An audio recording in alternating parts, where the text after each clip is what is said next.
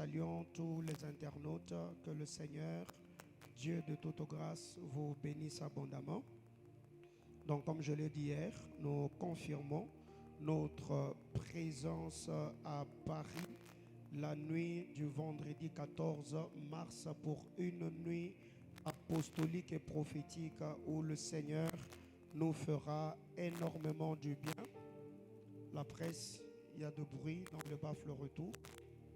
Si vous pouvez nous arranger ça. Alors, comme je le disais, nous serons chez vous à Paris. Vous êtes à Paris et dans les environs. Nous vous invitons massivement. Vraiment, notons cela dans nos agendas.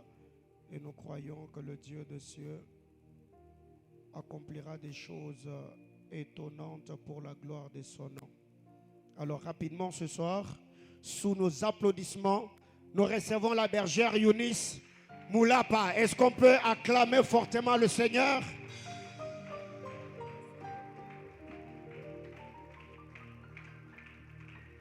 Alléluia. Est-ce que tu peux acclamer Dieu? Est-ce que tu peux bien le faire ce soir? Quelqu'un acclame Dieu.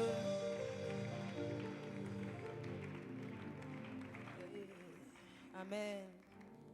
Depuis un moment, il y a ces chants qui montent dans mon cœur. J'aimerais le faire avec l'église.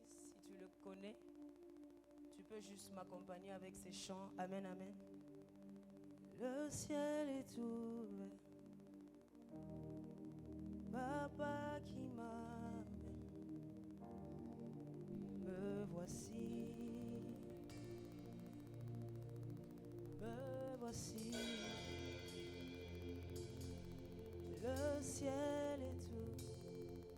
On parle ensemble. Papa qui m'appelle, me voici, me voici.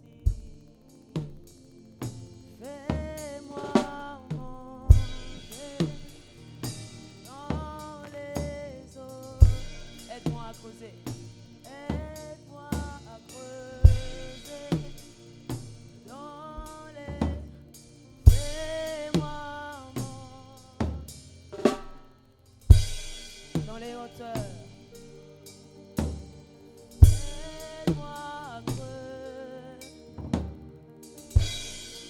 Profondeur, Seigneur. Papa, fais-moi manger.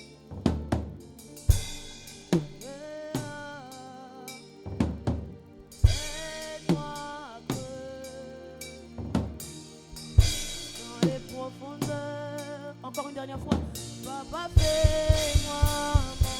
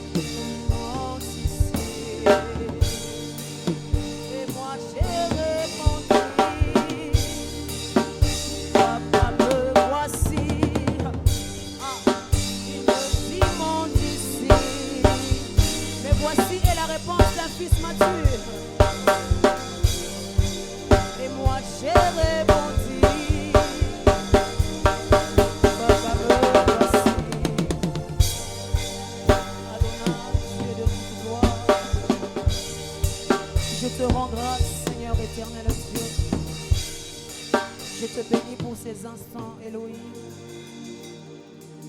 Merci pour ta fidélité. Merci pour la santé, Seigneur, que tu m'accordes encore en ce jour. Merci pour la vigueur que tu as donnée à mes os éternels. Merci pour ce peuple qui s'est approché dans ta présence. Ah bah, la Bible déclare que nul ne vient par toi sans que le Fils, nul ne vient par le Fils sans que le Père ne l'ait attiré. Je crois ce soir que tu as attiré quelqu'un en ces lieux et que ce n'est pas pour rien. Permets encore ce soir que ta parole soit prêchée avec assurance. Et je prie que tu étendes ta main dans l'assemblée. Que tu étendes ta main dans l'assemblée, Père. Et qu'il se passe au milieu de nous des signes tout comme des prodiges. Que je diminue et que tu croisses. Au nom de Jésus. Est-ce qu'un saint peut acclamer le Seigneur? Acclame Dieu. Ce n'est pas un péché si tu poussais des cris de joie. Est-ce que tu peux mieux le faire? Est-ce que Jésus peut recevoir des acclamations des hommes et des femmes matures dans la salle? Merci parce que tu as compris. Est-ce que tu peux acclamer, pousser des cris de joie? Est-ce que tu peux célébrer le Seigneur, le Dieu de Beraka? Pendant que tu es debout, j'aimerais que tu puisses prendre ta Bible. Nous sommes dans le livre de 2 Corinthiens. 2 Corinthiens 10. Nous allons lire à partir du 3e verset.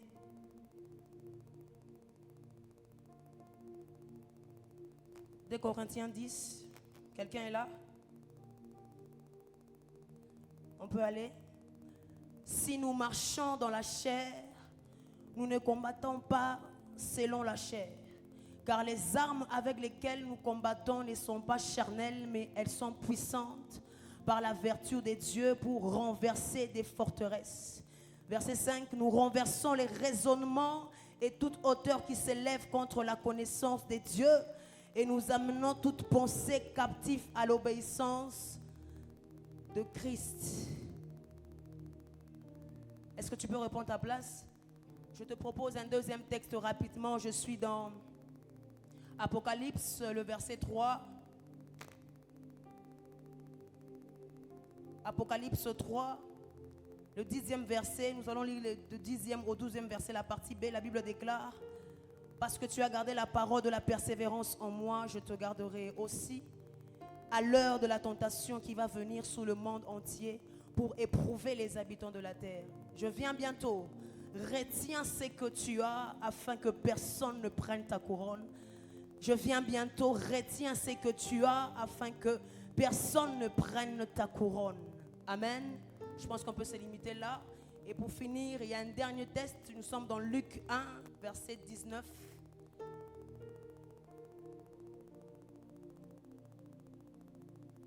Luc 1, 19.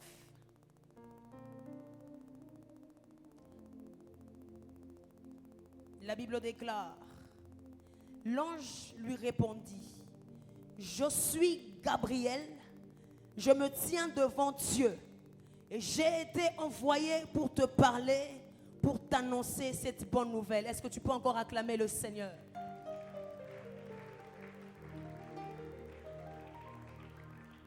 Je rends grâce à Dieu, comme je le disais tout à l'heure, pour ces instants, lui qui a permis que nous puissions nous tenir encore ce soir au devant de vous. Et je dis merci à papa et à maman pour cette marque de confiance renouvelée en notre personne.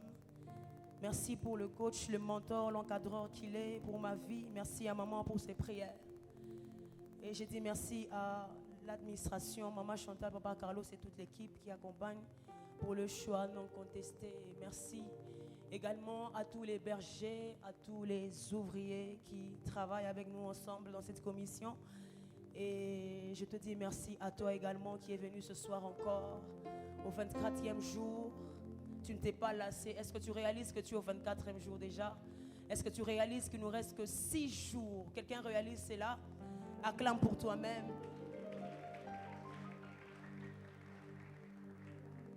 Je bénis les Seigneurs également pour mes prédécesseurs, pour toutes les grâces qui ont défilé du haut de cette chair. Nous avons été abondamment bénis. particulièrement Papa Cédric pour cette semaine et le berger Jean-Baptiste. Hier quand j'ai prié, j'ai demandé à Dieu si je pouvais avoir le même poumon que lui. Ça pourrait m'aider ce soir. Amen.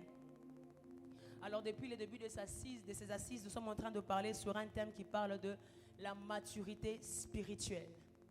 Mais pour ce soir, je nous propose un thème qui s'intitule comme suite: vaincre le combat qui guette ta maturation, entre parenthèses, maturité spirituelle. Tu peux l'écrire comme suit: vaincre le combat qui guette ta maturation, entre parenthèses, la maturité spirituelle. Et en passant, nous saluons tous les internautes qui nous suivent de partout. Que Dieu vous bénisse abondamment. Alors déjà, comme le berger Cédric l'a défini lundi, j'aimerais prêter ces mots pour ne pas encore que nous puissions revenir dans les définitions, plusieurs définitions qui nous ont été proposées. Alors mon attention particulièrement a été retenue lorsqu'il a parlé de la maturation. Il a défini la maturation, il a parlé, je pense, comme un processus évolutif.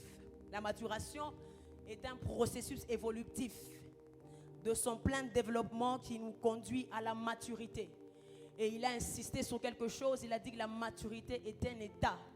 Et dans son explication des choses, il a même illustré en disant que s'il fallait parler de maturation, on parlait de maturation comme... on pouvait représenter la maturation comme étant une vidéo. Amen.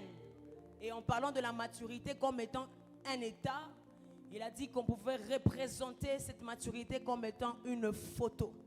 Et donc, comme je disais, je voudrais prêter cette définition et pour ajouter ensuite, comme je disais, la maturation est un processus évolutif de son plein développement qui nous conduit à la maturité qui est un état. La maturation est une succession d'étapes, si je dois le dire autrement, une succession d'une marche ou d'un déroulement des choses que l'on rencontre dans son parcours.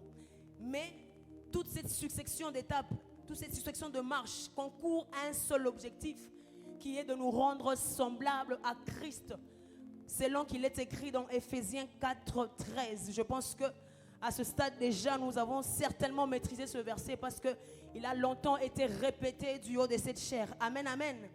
Et il a parlé de Christ comme étant le standard. Permettez que je revienne sur ce qu'il a dit parce que je me suis senti un peu, si je dois parler à la manière d'un homme ou d'un humain, un peu menacé. J'avais l'impression comme si après le berger, j'ai dit que je devais encore répondre ma prédication. Et pendant que j'ai prié, j'ai demandé à Dieu, Seigneur, à ce stade au 24e jour, qu'est-ce qu'il faudrait encore dire à l'Église? Quelles sont ces vérités que l'Église n'a pas encore entendues? Quelles sont ces choses que l'on devrait encore ajouter? Et l'Esprit de Dieu me dit une chose qui m'a tellement fait du bien. Il a dit mais qui te dit que tu es obligé de revenir avec des nouvelles choses? Dans la Bible, quand je lis dans les livres des épîtres, parmi les épîtres pauliennes, on nous parle de 1 Thessalonicien, mais aussi de 2 Thessaloniciens. On nous parle de 1 Timothée, mais aussi de 2 Timothée. Comme pour dire que répéter les mêmes choses ne tue pas. Par contre, ça construit et ça nourrit. Voilà pourquoi les hommes ont dit la répétition est la meilleure. Amen. Et donc je disais, ressembler à Christ, c'est ça le standard qui nous a été fixé. Mais vous comprenez avec moi que lorsqu'on parle de ressembler à Christ, cela revient à dire que lorsque l'homme ressemble à Christ, cela revient à dire qu'en ce moment-là, l'homme a la possibilité, l'homme devient le possesseur, l'homme devient le gestionnaire de son propre héritage. Selon Galates 4:1 qui nous a dit, or, aussi longtemps que l'héritier demeure enfant, il ne diffère en rien d'un esclave, quoi qu'il soit maître de tout.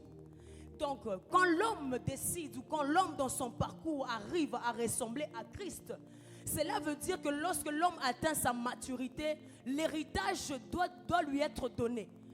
N'est-ce pas? Ressembler à Christ, cela revient à dire que lorsque tu atteins ta maturation, lorsque tu arrives à maturité, on doit te léguer ton héritage parce qu'on suppose, on se dit qu'en ce moment-là, Tu as la possibilité, tu as toutes les capacités qu'il faut, tu as toute la maturité, la sagesse qu'il faut pour gérer ton héritage. Mais la question que je me suis posée, c'est de quel héritage dont il est question? C'est de quel héritage dont on est en train de parler? Et c'est comme ça que je suis allé dans le livre de Psaume. Je suis dans le Psaume 115, le verset 16. La Bible est en train de dire: les cieux sont les cieux de l'Éternel, mais il a donné la terre au Fils de l'homme. Amen. Et pour appuyer ce verset, je suis encore allé dans Psaume 2.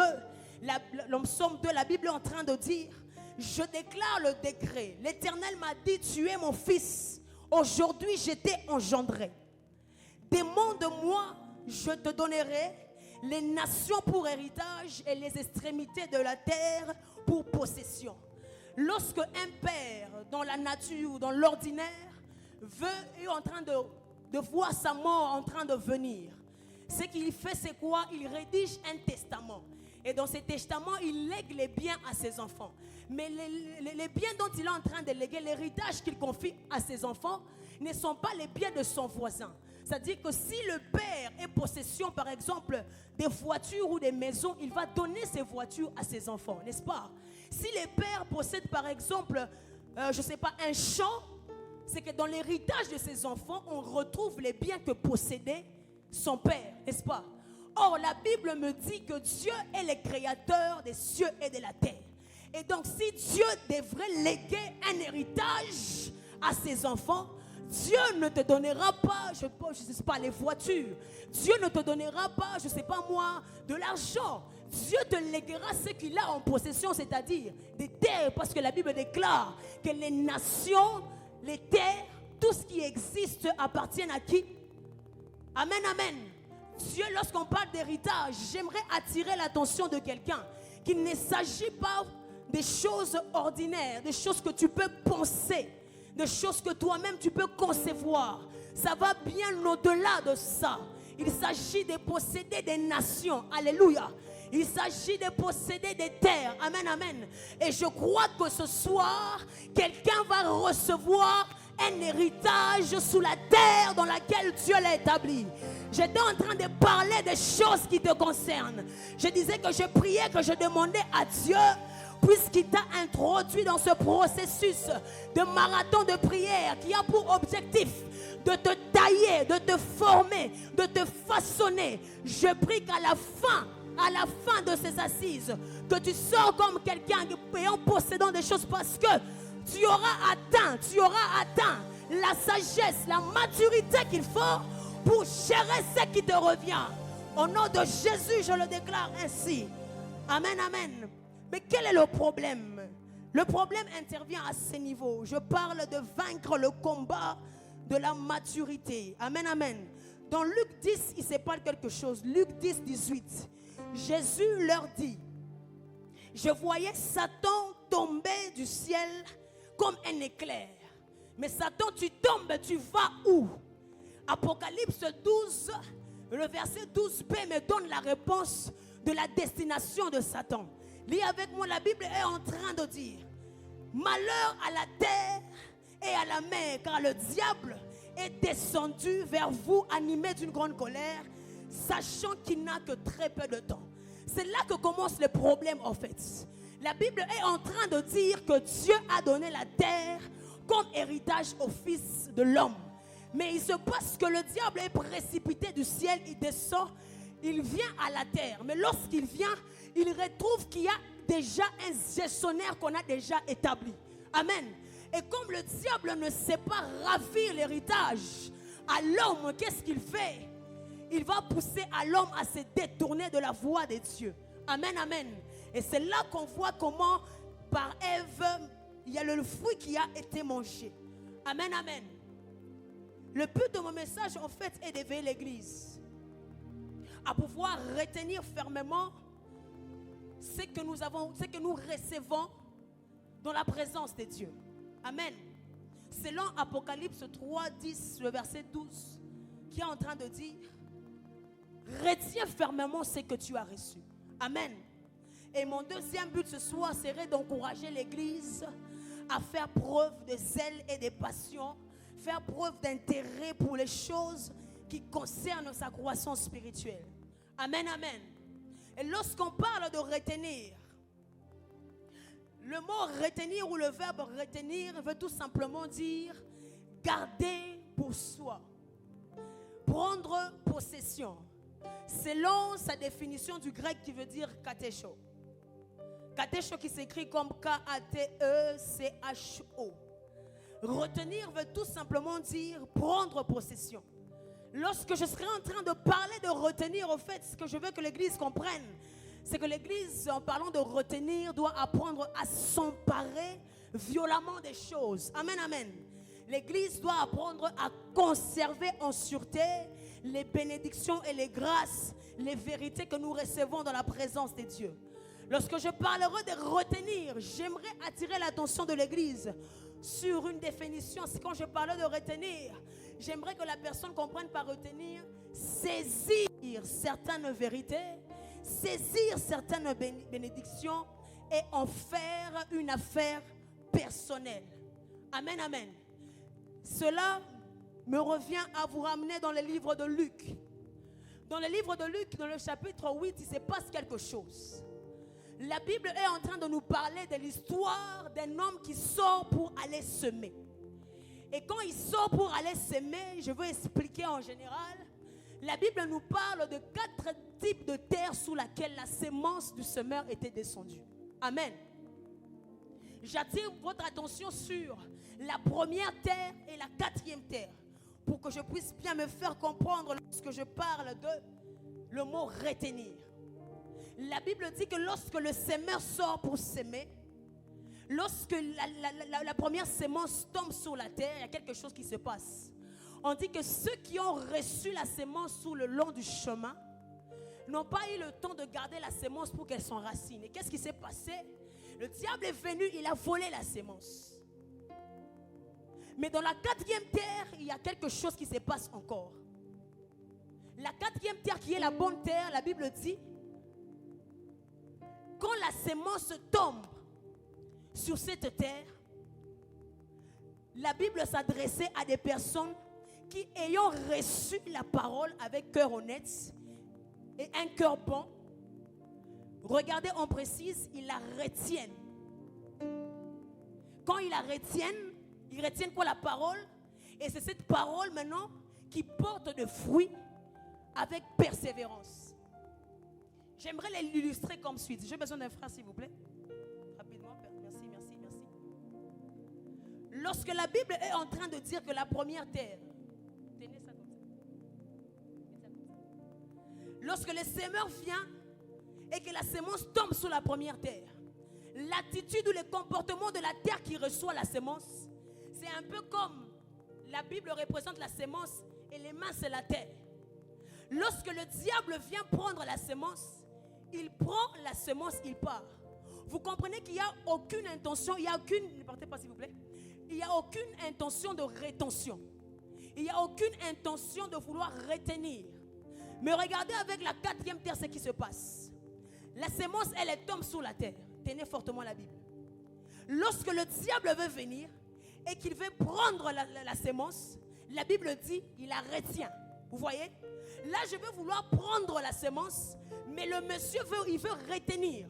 Il fait une action de rétention. Il se saisit de cette sémence.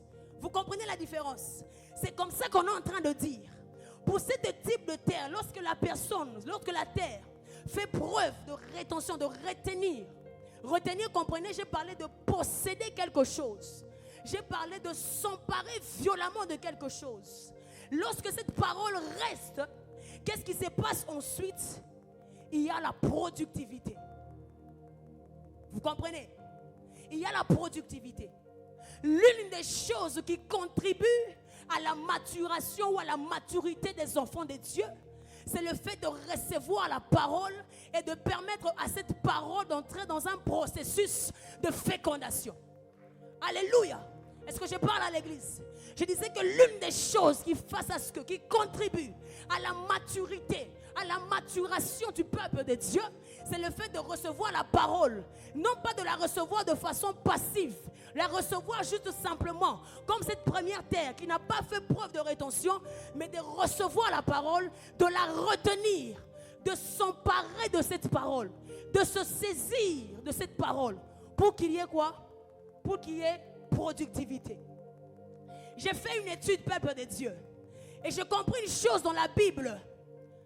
Dieu n'a jamais eu un problème de donner aux hommes. L'homme n'a jamais eu un problème de recevoir quelque chose. De Genèse à Apocalypse, on montre un Dieu qui est prédisposé, très disposé à donner. Alléluia. Le problème n'a jamais été de recevoir. Parmi les 4 types de semences, aucune terre, je disais par contre, parmi les 4 types de terre, aucune terre n'avait manifesté une absence de semences. Mais le problème était au niveau de la rétention. Le problème était au niveau de se saisir de ces vérités pour qu'il y ait productivité, pour que le processus de la maturation puisse commencer. Amen. Maintenant que tu m'as compris, voilà, je veux dire ceci. Pendant que je préparais ce message, le Seigneur m'a dit que plusieurs personnes ont fait face, ont été exposées à plusieurs opportunités de croissance. C'est-à-dire, vous avez reçu certaines choses venant de la part de Dieu qui devaient contribuer à la croissance spirituelle de votre vie, qui devaient contribuer principalement au processus de la maturation. Ça peut être dans le ministère, ça peut être dans les finances. Mais suite peut-être à une erreur ou bien à un manque de vigilance, vous n'avez pas su retenir ces choses et ces choses vous ont échappé. Quelqu'un est là comme ça ce soir. C'est pour toi que je suis venu. Alléluia. Alléluia. La Bible déclare une chose. Vous savez, dans la culture juive, le chiffre 30 symbolisait le chiffre de la maturité. C'est comme ça que pour que Christ commence son ministère, la Bible dit que c'est à 30 ans qu'il a fait quoi? Qu'il a commencé son ministère. La Bible dit encore une chose, que Joseph, c'est à l'âge de 30 ans qu'il s'est présenté devant Pharaon. Amen. La Bible rajoute encore que c'est à 30 ans que David devint qui? Devint roi. Malgré toutes les promesses qu'il avait reçues, il fallait attendre, arriver à un processus, il fallait attendre, toucher la maturité pour posséder l'héritage. Et voilà ce que le Saint-Esprit me fait comprendre. En ces débuts d'année, il a plu par le Seigneur que nous puissions entrer dans un programme de 30 jours. Dans un programme de maturité. Dans un laboratoire de maturité qui a pour objectif faire conduire le peuple de Dieu pour arriver à un point X. Je suis en train d'annoncer à quelqu'un qu'après ce processus, après ce laboratoire de 30 jours, je parle de 30 jours, après les 30 jours de Beraga, où tu as décidé de te débrouiller, tu as décidé de te mettre à côté pour que le Seigneur te travaille, tu t'es exposé à la parole de Dieu pour recevoir la sagesse, le conseil, les principes qu'il faut. Dieu est en train de me dire, alors que tu sors de ce programme, je l'annonce comme fille de prophète, alors que tu sors de ce programme, comme Jésus, il y a ceux qui doivent commencer des choses. La Bible dit que c'est à 30 ans que Jésus commença le ministère. Comme Jésus, j'annonce pour toi, peut-être pour toi ce n'est pas le ministère, mais je t'annonce une chose, après ce laboratoire, après ce marathon, Dieu a voulu t'équiper. Il a voulu te façonner dans un programme de maturité pour qu'en sortant, tu commences quelque chose. Bon, peut-être toi, tu ne vas pas commencer, mais toi, tu es de la catégorie de Joseph. La Bible dit que c'est à 30 ans que Joseph se présente devant Pharaon. Je viens annoncer à l'église qu'il y a des hommes et des femmes en ce lieu qui doivent se présenter à des gens. Pharaon, c'est l'élévation. Pharaon symbolise l'élévation de Joseph.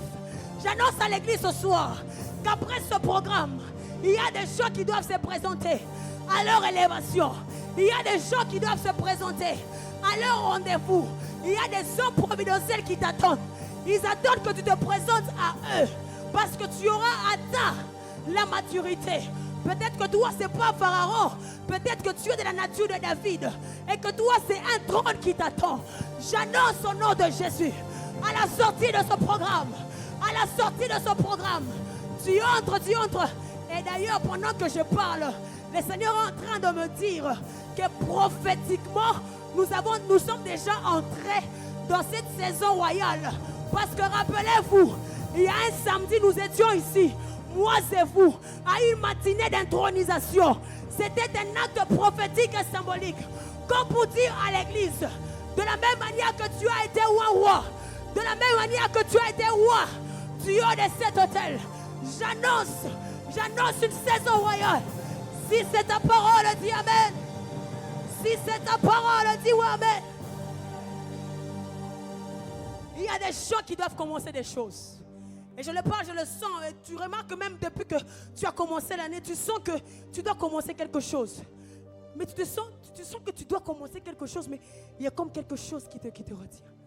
Reçois le boost qu'il te faut. Je suis venu te donner le boost qu'il te faut. Alléluia.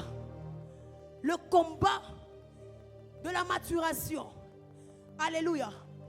Rapidement, voici le premier combat que j'ai constaté.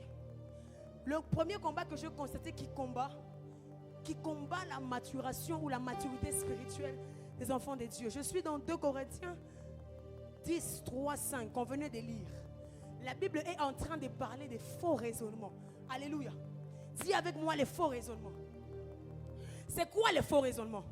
Les faux raisonnements, ce sont des raisonnements qui s'apparentent être vrais, mais qui n'ont aucun fondement véridique. Ce sont des raisonnements, quand tu entends pour la première fois, tu penses que c'est, il a peut-être raison. Ça a une apparence de quelque chose de vrai. Mais quand tu suis le fondement, quand tu vas en profondeur, tu te rends compte que ça n'a rien de vrai. Alléluia. C'est un peu comme le diable qui vient dans le jardin d'Éden.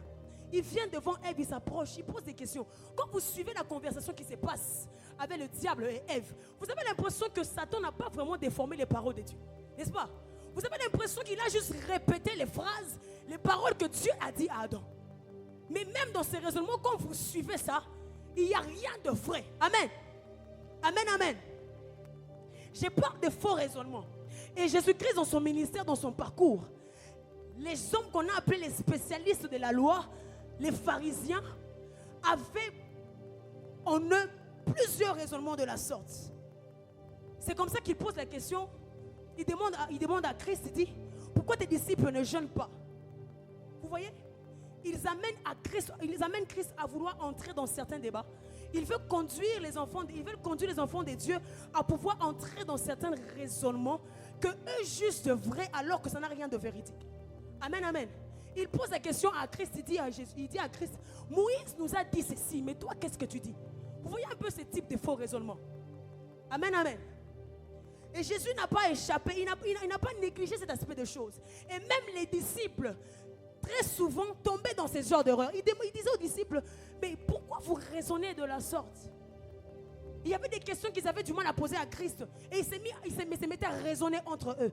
Et Christ, connaissant les raisonnements, la Bible dit, pourquoi? Il a posé la question, pourquoi vous vous mettez à raisonner de la sorte?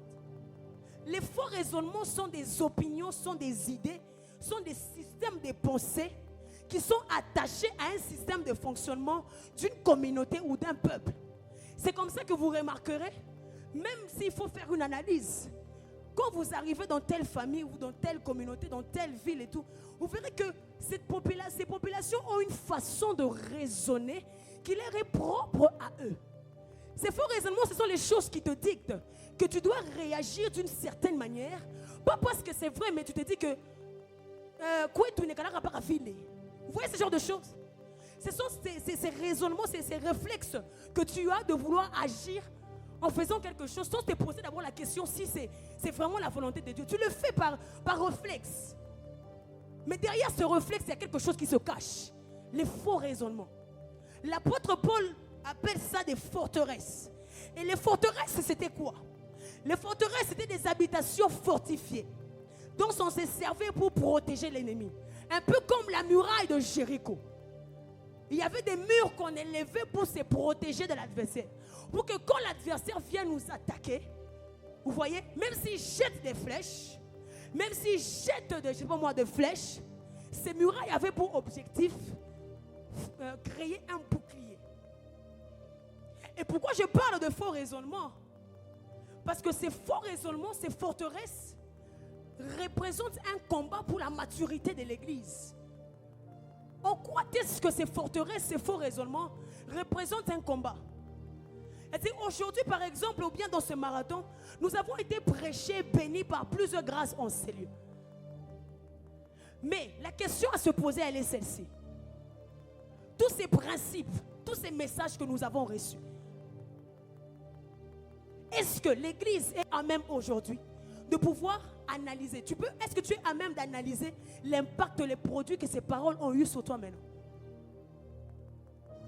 Ou bien ces paroles arrivent et devant, ça rencontre un mur et ça glisse.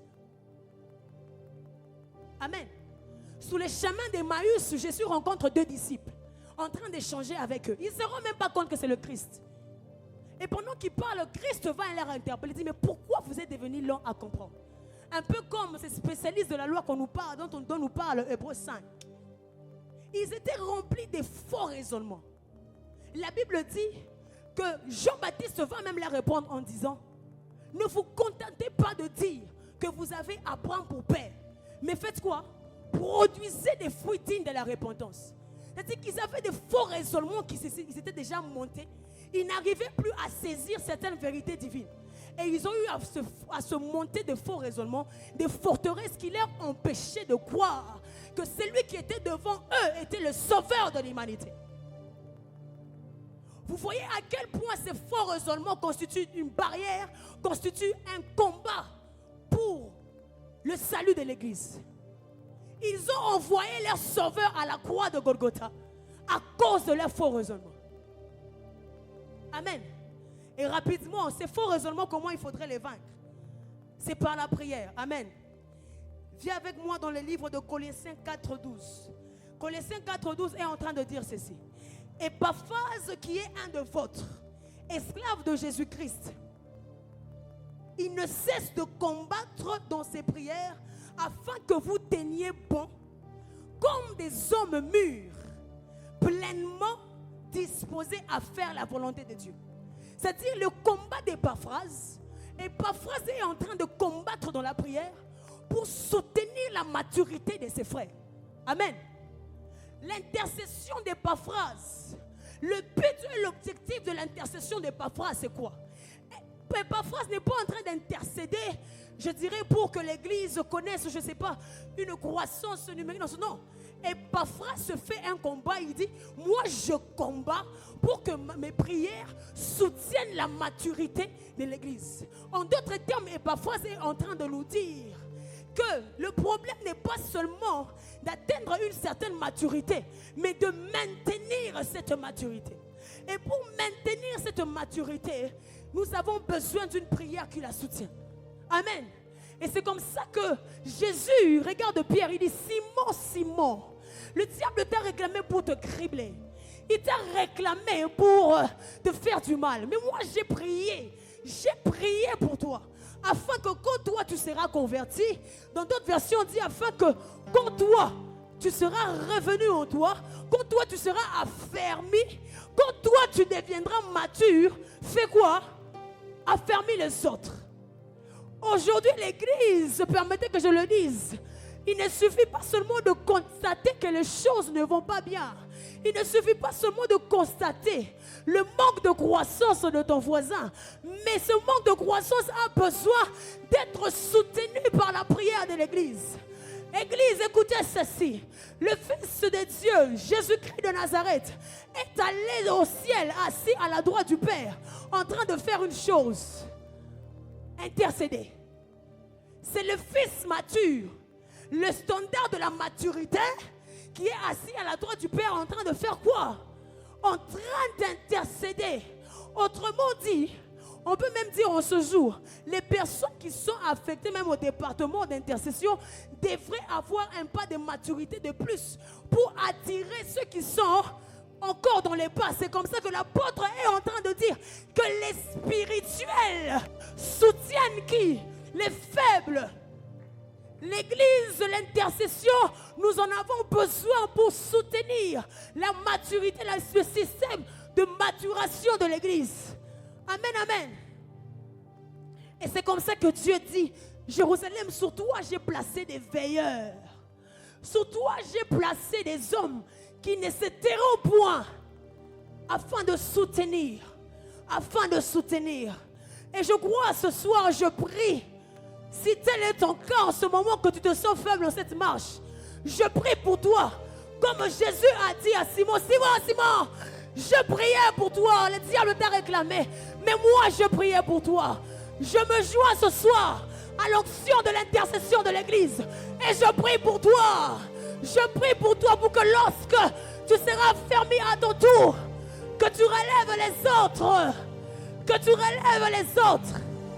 Amen, amen. Le deuxième combat, il s'agit ici, le combat de la passion. Quelqu'un peut dire avec moi le combat de la passion? Dis avec moi bien le combat de la passion. Je suis dans Galates 1,14. La Bible déclare ceci. À ce moment-là, je faisais plus de progrès dans la religion juive que beaucoup de mes camarades juifs de mon âge. L'apôtre Paul est en train de dire, je l'ai dépassé. Parce que j'arrivais à défendre la tradition de mes pères avec force. J'aime la version Martin qui dit ceci. Et moi, Paul, j'avançais dans le judaïsme plus que plusieurs de mon âge dans ma nation, étant le plus ardent, le plus zélé dans la tradition de mes pères. Paul est en train de m'enseigner ce chose, de nous dire ceci. La raison qui faisait à ce que Paul puisse progresser dans sa marche n'était pas parce qu'il avait reçu d'abord l'esprit. Paul était animé d'un esprit zélé. Il était animé d'un esprit passionné. Paul persécutait l'église parce qu'il avait la passion jalouse des choses de Dieu. Paul aimait, en fait, la Bible dit qu'il défendait les valeurs du judaïsme. Il les défendait avec force. C'est la passion de Paul qui le poussait à faire ceci. Voilà pourquoi même Jésus, lorsqu'il regarde Paul, il dit, moi j'ai besoin des hommes comme Paul. J'ai besoin des hommes comme Paul qui sont passionnés des choses. C'est comme ça que sur le chemin de Damas, Jésus récupère les ailes de Saul, orienté dans la mauvaise direction. Il récupère ses ailes, mais maintenant pour son évangile. Et c'est le zèle, la passion de Saul qui explique le fait que Saul est même beaucoup écrit, il est beaucoup fait des recherches, il est beaucoup avancé. Amen, amen. La passion de Paul, le zèle de Paul, la passion de Paul, le zèle de Paul. Amen. Les physiciens nous disent une chose, que la vitesse égale à l'accélération fois le temps. La vitesse égale à l'accélération fois le temps. Or, le temps, nous tous, nous sommes soumis au temps. Nous avons tous 24 heures à la journée. Mais le problème se situe au niveau de l'accélération. Le temps, c'est Dieu qui nous donne. Mais l'accélération dépend de toi, dépend de ton travail, dépend de ton attention. Et donc, cette vitesse proviendra de l'accélération qui sont tes efforts, l'accélération qui provient de ta passion, de tes ailes, fois le temps, le 24 heures que Dieu te donne. Qu'est-ce que je veux parler quand je dis d'accélération? Accélération, c'est comme maintenant que nous sommes en train de prêcher. Après que tu reçois des prédications, tu as 24 heures comme ton voisin.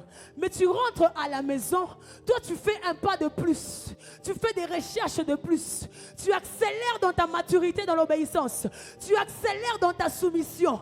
Tu accélères dans tes prières. Tu accélères dans tes jeûnes. Tu accélères dans l'écoute. Et quand tu prends cette accélération, tu multiplies par le temps que Dieu te donne. Tu as de la vitesse. Il nous a été dit que c'est vrai, la maturité, on ne l'atteint pas en un jour. On ne l'atteint pas en 2 jours. La maturité demande du temps. Mais j'aimerais te donner une autre bonne nouvelle. Est-ce que tu sais aussi que la vitesse avec laquelle tu grandis, la vitesse avec laquelle tu es en train de croître, dépend aussi, elle est proportionnelle à l'accélération, elle est proportionnelle aux efforts que tu y mets. Alléluia. Parce qu'il y a une chose qui se passe. Comme je disais, nous avons tous 24 heures. Mais qu'est-ce que nous faisons dans nos 24 heures? Ce sont les efforts que nous y mettons qui donnent la vitesse et qui nous différencient dans ce sens. C'est pourquoi la Bible dit même que la main de l'Éternel était sur Élie. Alléluia. Et il fera quoi? Il courut plus vite que le chat. Je viens dire à quelqu'un ce soir, les 24 heures tu l'as reçu. La grâce que Dieu te donne, c'est le temps que tu as reçu. Mais accélère dans ton obéissance. Accélère dans ton mode de prière, dans moment de prière. Accélère dans les jeûnes. Accélère dans l'écoute avec Dieu. C'est ça qui te donne la vitesse. Je prophétise et j'annonce une saison d'accélération. Une saison d'accélération dans la vie d'un homme ce soir. Dans la vie d'une femme ce soir. Accélère, accélère. Vous savez, quand on met un enfant au monde, quand un enfant est dans les ventres et qu'il a du mal à atteindre la maturité dans les 9 mois et qu'on doit précipiter sa venue dans le monde, ce sont des enfants qui naissent qu'on les appelle des prématurés. Mais vous savez ce qu'on fait de ces enfants-là? On les expose à des couveuses. On les met à l'intérieur pour qu'ils puissent bénéficier de la chaleur de la couveuse pour qu'ils fassent quoi? Pour qu'ils grandissent. En d'autres termes, on est en train de provoquer la croissance de ces enfants-là par la chaleur. Et ce soir, je prie Dieu, si tu as du mal à suivre le mouvement et les pas, que le Saint-Esprit vienne comme cette chaleur qui va provoquer ta croissance. Que le Saint-Esprit vienne comme cette chaleur qui va activer, qui va provoquer ta croissance. Bien-aimés dans le Seigneur, alors que je vous parle en ce moment, le monde, les hommes intelligents ou je ne sais pas quoi, ont décidé de commencer à fabriquer des robots pour nous emmener dans les péchés. Les réseaux sociaux, n'en parlons même pas. Il y a des choses qui se passent qui vont détériorer les valeurs chrétiennes. Et pendant ce temps, on se renferme. Pendant ce temps, on se renferme. Romains 8, 19 est en train de dire, aussi la création attend-elle la révélation de Fils de Dieu. La révélation de Fils de Dieu. Tu dois accélérer dans ta maturité. Tu dois accélérer dans ta croissance. Parce que le monde a besoin de toi pour contrecarrer ce genre de civilité. Imagine aujourd'hui, si nous, enfants de Dieu, créons aussi ces robots, travaillons aussi dans la technologie, mais pas pour détruire le monde, mais pour faire avancer l'œuvre de Dieu. Jusque-là, on ne fait pas ces choses, parce que quelque part, tu traînes encore dans ta maturité. Je ne parle pas forcément de l'esprit, mais je parle aussi de ta croissance, de ta maturation, même dans le monde professionnel. Je parle aussi de ta maturation, même dans ta famille. Il y a des choses que tu dois créer. Il y a des choses que tu dois inventer. Il y a des choses qui n'attendent que toi pour arriver dans ce monde. Mais il se passe que tu traînes encore. C'est pourquoi je prie et je demande à Dieu qu'il te prenne de là où tu es et que ta croissance, que le processus de la maturation s'accélère. Accélère. Je prie que tu cours. Je prie que tu cours comme Élie. Je prie que tu cours dans ta maturité. Que tu cours plus vite que le chat d'Akab. Je disais à quelqu'un, je prie que le Saint-Esprit te prenne par la main. La Bible déclare que c'est la main de l'Éternel qui fit sur Élie. Voilà pourquoi il courait. Voilà pourquoi il courait. En d'autres termes, il y avait une présence spirituelle, une présence surnaturelle qui faisait à ce que Élie puisse courir. Élie puisse courir. Ce n'était pas ses efforts, mais la main de l'Éternel. C'est pourquoi je demande au Saint-Esprit que sa main vienne sur toi. Que sa main vienne sur toi. Alléluia. Que sa main vienne sur toi. Exode 31 en train de dire, regarde, j'ai choisi Bezalel, fils d'Uri, fils de Our, de la tribu de Juda. La Bible continue en disant, je l'ai rempli de l'esprit, je l'ai rempli de sagesse, je l'ai rempli d'intelligence et de savoir pour tout ouvrage. La Bible met une virgule, la Bible ajoute, je l'ai rendu capable de faire des inventions. Je l'ai rendu capable de travailler l'or. Je l'ai rendu capable de travailler l'argent. Je l'ai rendu capable de travailler les bronzes. Le Saint-Esprit ne donne pas que le parler en langue. C'est notre héritage. C'est aussi notre héritage. C'est aussi notre héritage. Il dit, j'ai choisi Bezalel. J'ai mis en lui mon esprit. Je l'ai rendu capable. Il sait tout faire. Il peut travailler l'or. Il peut travailler l'argent. Il peut travailler les bronzes. Le Saint-Esprit peut te donner cette capacité. C'est toi qui l'as sous-utilisé. Il peut faire plus. Le Saint-Esprit peut faire plus. Le Saint-Esprit, où est aussi le cerveau. Alléluia. Et quand j'analyse ces choses, est-ce que vous savez que les richesses d'une terre, la puissance économique d'une nation détermine la destinée du peuple qui l'habite? Je reprends. La puissance économique d'une nation, les richesses du sous-sol qui se trouvent dans une terre, déterminent la destinée du peuple qui l'habite. Je m'explique. Vous ne remarquerez que les pays qui travaillent, ou les pays où les peuples habitent dans des régions de grands lacs, ils ont développé les métiers de la pêche. Vrai ou faux? Vrai ou faux? Les pays où la terre répond à une certaine facilité dans la fertilité, vous verrez que dans ces pays, il y a plusieurs fermiers. Il y a plusieurs personnes qui évoluent dans les champs. Vrai ou faux? Mais quand vous analysez le pays de la RDC, la Bible dit que nous trouvons de l'or, on trouve des minéraux, on trouve des cuivres, on trouve quoi encore? On trouve le coton. En d'autres termes, lorsque Dieu donne cette richesse à la nation, il est en train de vous dire, regardez à ce à quoi je vous attends. Je vous attends à être des hommes qui doivent manier l'or, des hommes qui doivent manier l'argent, des hommes qui doivent manier le bronze, des hommes qui doivent manier le minerai. Cette richesse-là détermine la destinée du peuple qui l'habite. Alléluia.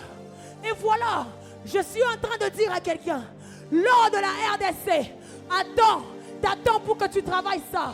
Les minéraux de la RDC, t'attends pour que tu travailles ça. Voilà qu'aujourd'hui, on fait recours ailleurs parce que nous manquons encore la maturation qu'il faut pour travailler nos richesses.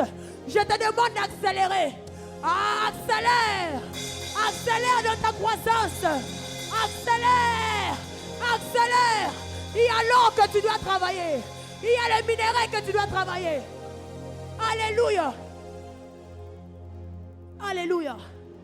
C'est pourquoi Job est en train de dire, ô terre, ne couvre point mon sang et que mon cri prenne librement son essor. Que ton cri prenne librement son essor ce soir. Alléluia. Je parle à la terre sous laquelle Dieu t'a établi. Je demande à cette terre de ne pas étouffer ton potentiel.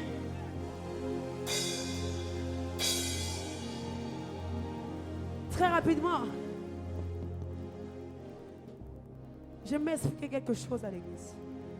Lorsqu'on parle d'un processus de maturation, pendant que j'ai préparé ce message, l'Esprit de Dieu me montre qu'il y a 6 étapes. Je m'excuse. L'Esprit de Dieu me montre qu'il y a 6 étapes que l'Église doit parcourir ou traverser pour atteindre la maturation. Je l'ai dit rapidement comme ça, mais je vais expliquer. La première étape, il s'agit de l'étape où nous avons appelé cette étape bébé, ou moi je l'ai appelé bébé. L'étape du bébérisme. La deuxième étape, c'est l'étape de l'enfance. La troisième étape, c'est l'étape des fils. La quatrième étape, c'est l'étape des amis. La cinquième étape, c'est l'étape des témoins. Et la sixième étape, c'est l'étape de l'épouse. Alors je vais expliquer rapidement pour chuter. Qu'est-ce qui se passe? C'est que lorsqu'on parle de l'église, dans son étape où encore on est encore bébé, quand je parle de l'église, je te vois toi, je te vois moi. Dans l'étape où tu es encore bébé, où tu viens naître de nouveau, La Bible dit que ce qui te revient en héritage, quand tu es bébé, quand tu viens de naître de nouveau, tu n'as droit qu'au salut. Tu n'as droit qu'au salut. Mais qu'est-ce qu'on voit avec les comportements des bébés? Les bébés sont ces personnes qui causent des problèmes sans pour autant les résoudre. Je parle ici, permettez, des couches. Vous voyez, un enfant peut faire popo dans la couche, mais ce n'est pas lui qui va enlever ses dégâts. C'est les parents qui vont enlever les dégâts. C'est l'étape où l'église est encore là, en train de pleurer, en train de crier. Cette étape de bébérisme, c'est quand tu es à la maison, où tu dors, tu fais un songe, on est en train de te suivre. On est en train de t'étrangler. Et quand tu te réveilles, le premier réflexe que tu as, c'est de crier papa, c'est de crier maman. Parce que les bébés ne parlent que par des cris. Les bébés ne parlent que par des pleurs. C'est à l'étape où l'église est. Quand je parle d'église, je dis que c'était toi, c'était moi. Quand tu viens à Christ, à l'étape de bébérisme, c'est là que tu es. Tu pleures, tu cries. Parce que les bébés ne parlent que par de bruit. Les bébés ne parlent que par des pleurs. Amen. Mais ce que j'aime avec les bébés, c'est quoi? C'est que les bébés ne crient pas seulement, mais ils sont des observateurs. Les bébés sont là, ils observent. Ils disent, mais pourquoi moi, on me met souvent dans le berceau? Pourquoi moi, je ne cours pas? Pourquoi moi, je ne marche pas? Pourquoi moi, je ne m'assois pas? Et plus les bébés observent, plus ils observent ses frères marcher, s'asseoir. Il a aussi tendance, n'est-ce pas? Le bébé aussi a tendance à vouloir faire le mouvement que ses frères. Et vous verrez que la maman ou le papa prend le bébé, il veut le faire asseoir de force. Quand le bébé va tomber, le papa est là pour le réajuster, le ramener sur la chaise. L'étape du bébérisme, l'étape où nous sommes encore dans l'ignorance. Parce que là, tout ce que nous savons faire, c'est de crier. Amen, amen. Mais j'aime l'étape du bébérisme parce que cette étape-là, par l'observation du bébé, par l'observation, par l'imitation, les bébés arrivent à suivre le mouvement de ses frères. Un jour, vous verrez, il s'assoit. Un jour, vous verrez quand il voit ses frères courir, il veut aussi dire, moi aussi je veux courir. Il essaie un peu de se mettre debout, il essaie un peu de faire les pas. C'est l'étape du bébérisme. Mais l'observation du bébé l'amène à traverser l'étape. Et là, il arrive à l'étape de l'enfance. L'étape de l'enfance, là, on est toujours dans le salut.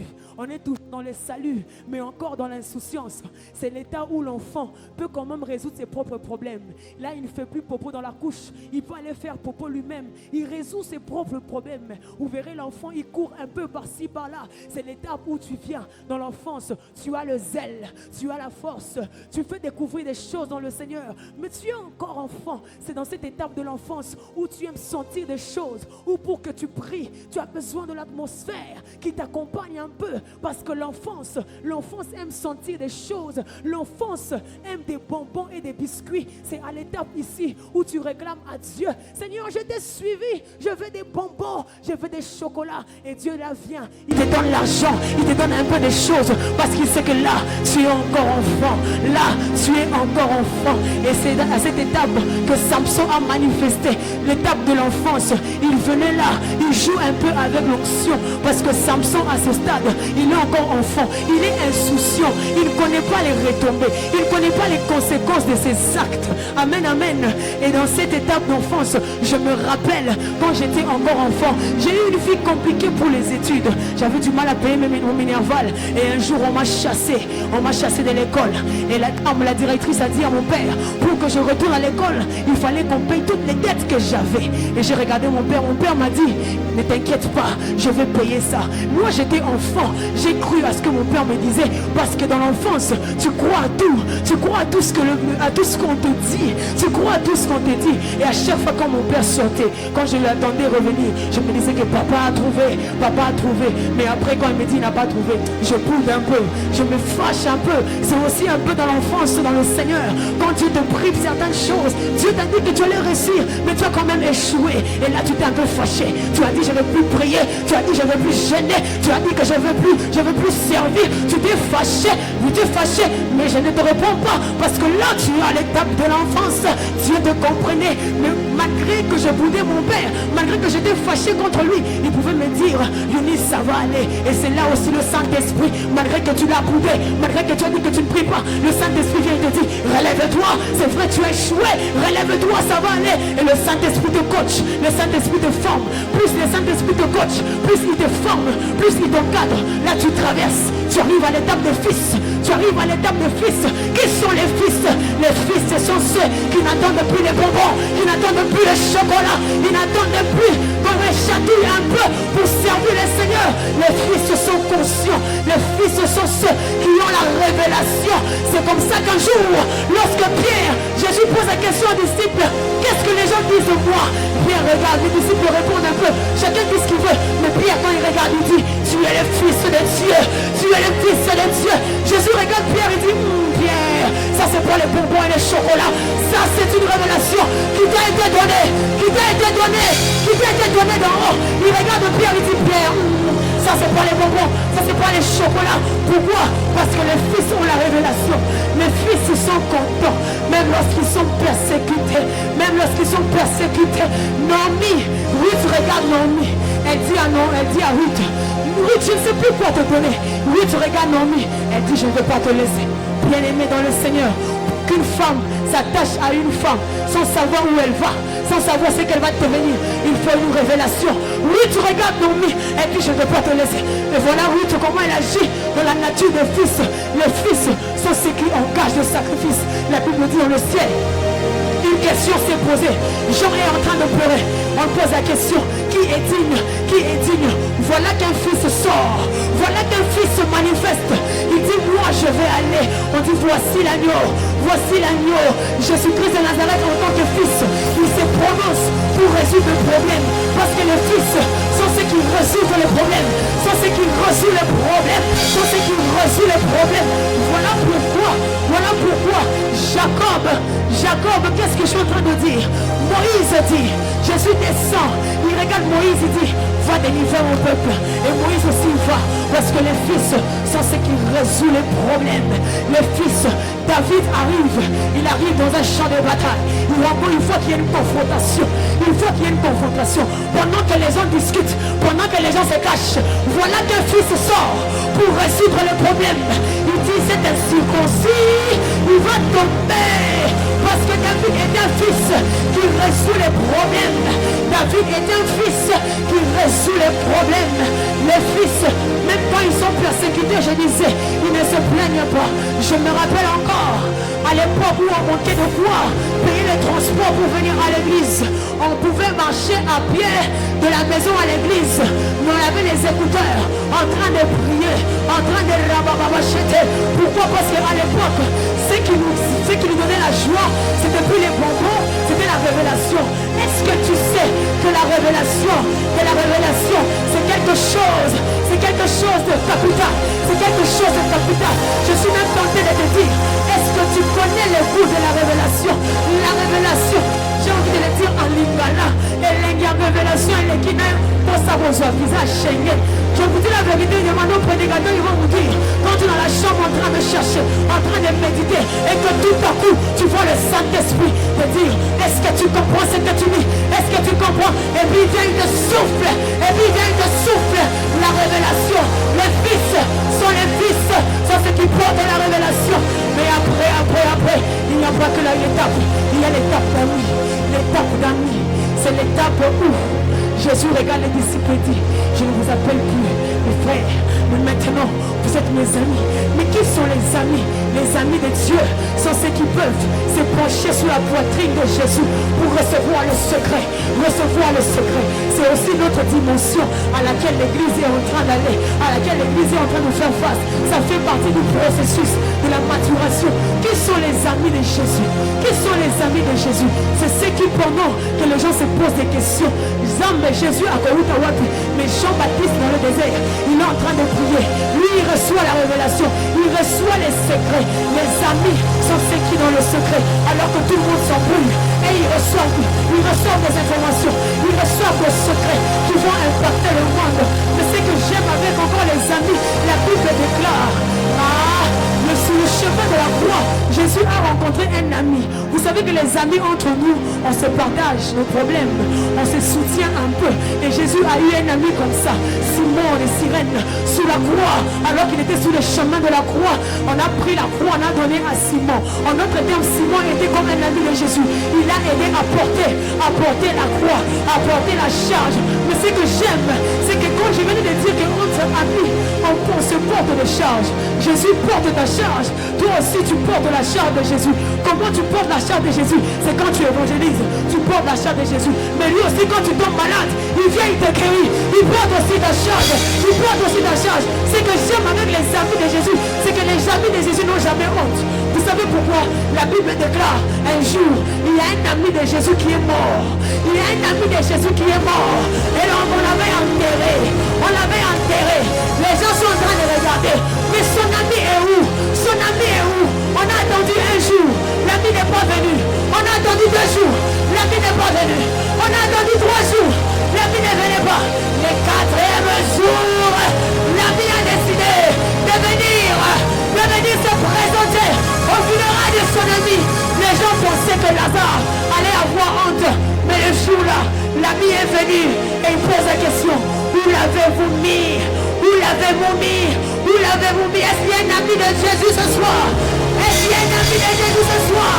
Je te pose la question. Où est-ce qu'ils ont déposé ton dossier? Où est-ce qu'ils ont déposé? Où est-ce qu'ils ont déposé? Où est-ce qu'ils ont déposé tes biens? Jésus, ton ami est là. Jésus, ton ami est là. Vous portez ta charge. C'est pourquoi il a dit, venez à moi. Vous qui êtes fatigués, vous qui êtes fatigués, vous qui êtes chargés. Je vais porter vos charges. Je vais porter parce que je suis votre ami. Je suis votre ami. Les amis de Jésus, où êtes-vous? Où êtes-vous? Je viens te dire que tu n'es pas seul. Ton ami est sensible à ta situation. Alléluia. Dis avec moi la 5e étape. Dis à ton voisin la 5e étape. La 5e étape, c'est l'étape des témoins. Oui, l'étape des témoins. J'ai dit que les bébés avaient droit au salut. Les enfants avaient aussi droit au salut. Les fils ont droit à la révélation. Les amis sont ceux qui ont droit à l'intimité. Ils ont droit au secret. Mais les témoins sont ceux qui engagent le royaume. Les témoins sont ceux-là qui sont ambassadeurs du royaume. La Bible est en train de dire, on a appelé Pierre et Jean, on leur a interdit de parler de Jésus. Écoutez la réponse des apôtres. Pierre regarde Sanhédrin, il dit, comment voulez-vous qu'on puisse pas parler de ce que nous avons entendu et de ce que nous avons vu? Parce que les témoins sont ceux qui ont entendu, sont ceux qui voient. Tu ne peux pas témoigner des choses que tu ne sais pas. Tu ne peux pas témoigner des choses que tu n'as pas vues. C'est pourquoi Dieu permet que tu vives cette situation. Parce qu'il veut que tu témoignes. Dieu permet que tu rencontres tes difficultés. Parce que tu dois témoigner. J'aime la réponse de Pierre qui dit, Pierre dit au Sanhédrin, j'aimerais bien vous obéir. J'aimerais bien vous entendre, mais je ne sais pas ne pas parler de ce que j'ai entendu et de ce que j'ai vu. Le problème n'est pas ma bouche, le problème c'est mes oreilles. J'ai entendu et j'ai vu. C'est pourquoi je dois parler. C'est pourquoi je dois parler. Qu'est-ce que Dieu t'a dit? Je prie ce soir que ce qu'on a eu à dire sur toi et ce que tu vas voir soit accompli conforme. Soit accompli conforme. Que les témoignages que tu portes de Christ t'amènent à parler de lui, à parler de lui. Regardez ce qui se passe. Zacharie dans le temple, il entre, l'ange l'annonce et lui dit que tu auras un enfant. Zacharie fait preuve de doute. La Bible dit que sa bouche s'est fermée. Après la Bible déclare, le jour où Élisabeth devait enfanter arrive. Zacharie avait d'abord entendu dans le temple. Il avait d'abord entendu l'ange lui dire. Et après on a fermé sa bouche. Pour des raisons, bon je vais l'expliquer un autre jour, mais le temps me presse. Mais après la Bible déclare, le jour où Élisabeth devait enfanter arriva. On pose la question à Élisabeth. On pose la question à Élisabeth, comment veux-tu qu'on appelle l'enfant? Élisabeth écrit sur la tablette. Mais à ce stade-là, Zacharie avait entendu, n'est-ce pas? Maintenant il veut le voir son enfant. La Bible déclare une chose. À l'instant même, la Bible déclare, à l'instant même, sa bouche s'ouvrit, sa langue se délia. Et il commença à parler pour bénir le Seigneur. Pourquoi? Parce qu'il avait d'abord entendu pourquoi sa bouche s'est ouverte. C'est pourquoi sa bouche s'est ouverte. Il y a des choses encore. Jusque-là, ta langue est encore peut-être liée. Parce qu'il y a des choses que tu n'as pas encore vu Dieu faire dans ta vie. C'est pourquoi j'annonce. C'est pourquoi je prie. C'est pourquoi je déclare que c'est que Dieu a entendu. Ce soir que tu vois, pour que tu parles, pour que tu parles, pour que tu parles. Qui sont les témoins? Qui sont les témoins? La Bible déclare, celle qu'on appelait la stérile est maintenant dans son 6e mois. Celle qu'on appelait la stérile est maintenant dans son 6e mois. Celui qu'on appelait les chômeurs est maintenant celle qu'on appelait la pleureuse. Et maintenant,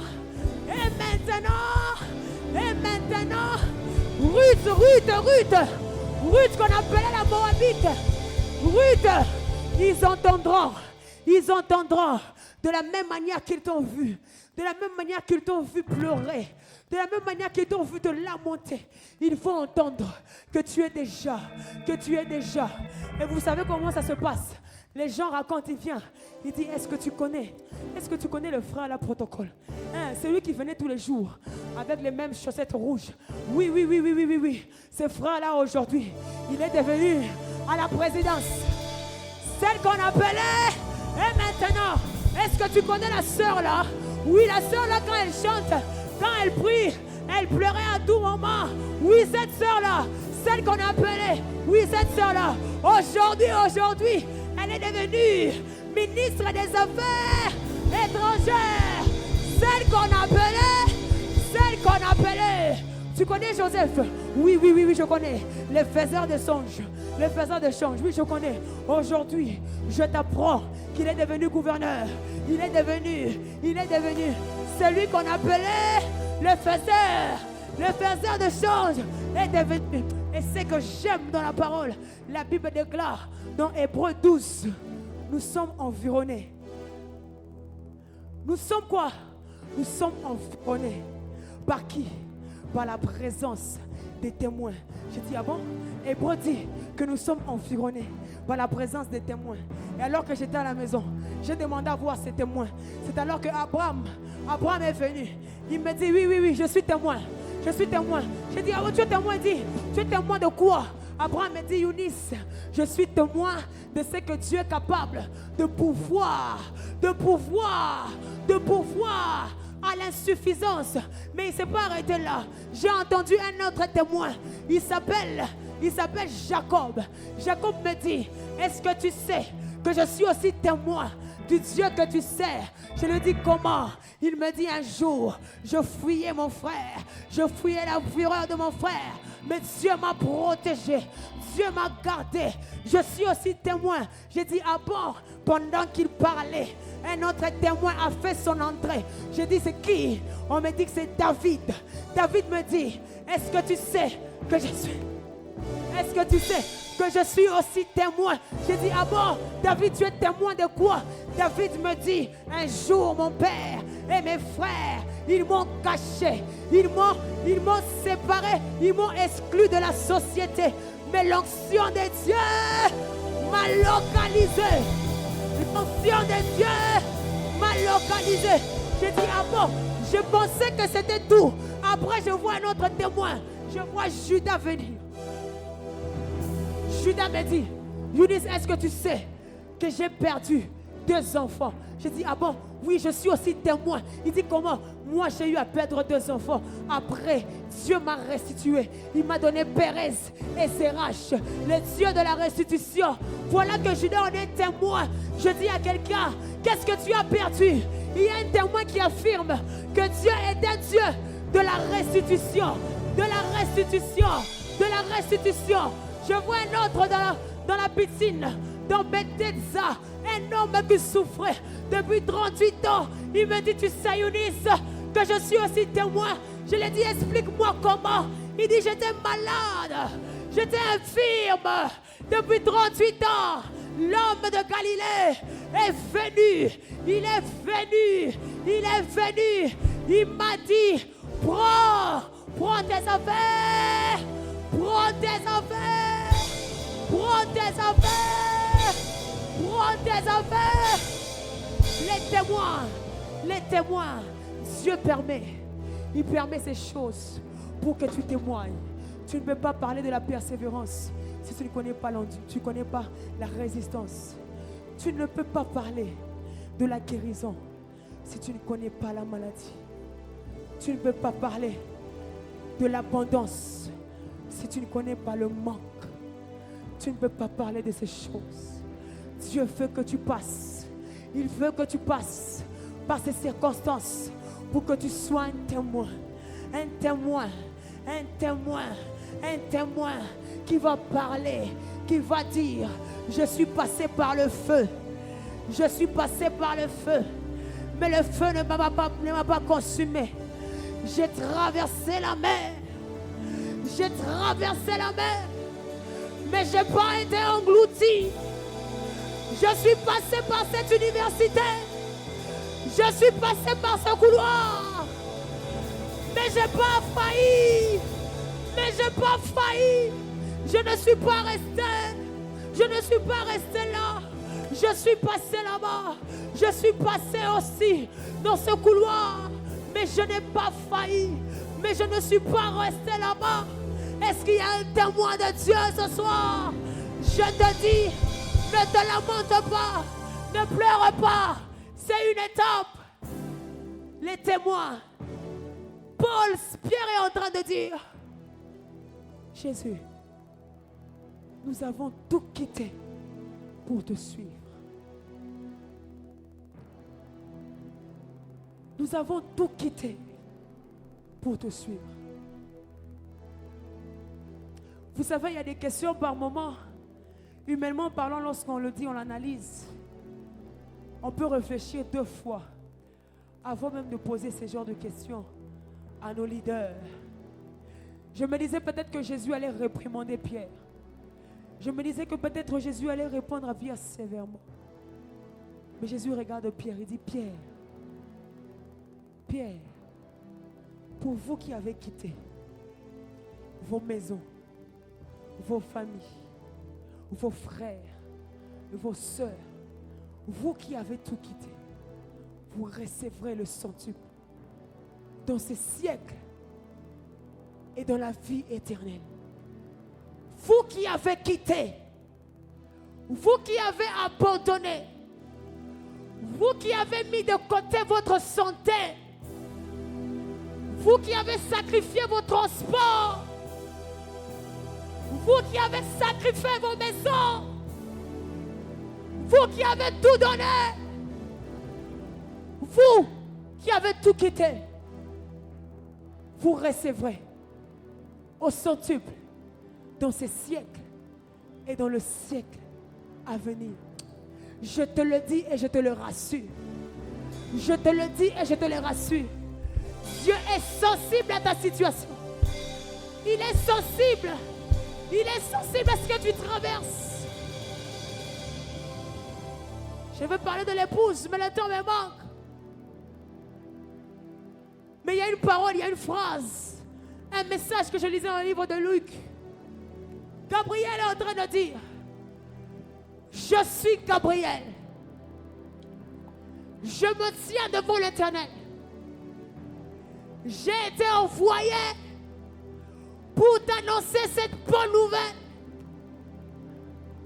Puisque nous parlons des combats de la maturité, je viens dire à l'Église que ce combat ne te vaincra pas, que ce combat ne te mettra pas à terre, parce que Dieu sera avec toi. Je lis la Bible déclare, je suis Gabriel. Mais Gabriel, tu fais quoi? Il dit, je me tiens devant l'Éternel. Je me suis tenu devant Dieu ce soir. Je me suis tenu devant Dieu aujourd'hui pour venir t'annoncer une bonne nouvelle. Tu ne succomberas pas. Les hommes me disent, mieux vaut la fin d'une chose que son commencement. C'est faux, c'est pas toujours vrai. La Bible dit, dans Genèse, Lorsque Dieu crée, le premier jour, il dit, c'est bon. Le deuxième jour, il dit, c'est bon.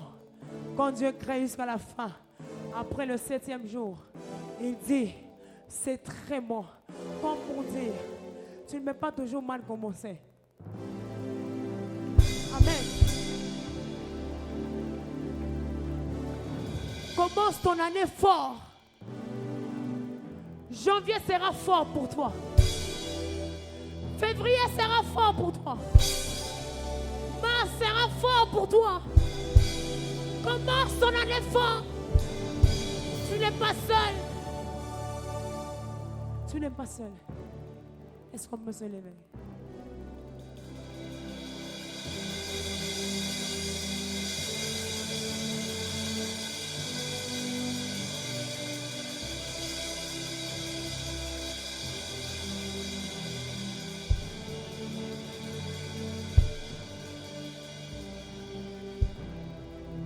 J'aimerais que tu pries pour ces choses qui t'ont accablé, pour tes choses qui t'ont mis à terre. J'aimerais que tu réalises que ton ami Jésus est là. Jésus est là. Jésus est là. Jésus est là. Est-ce que tu peux sentir sa présence?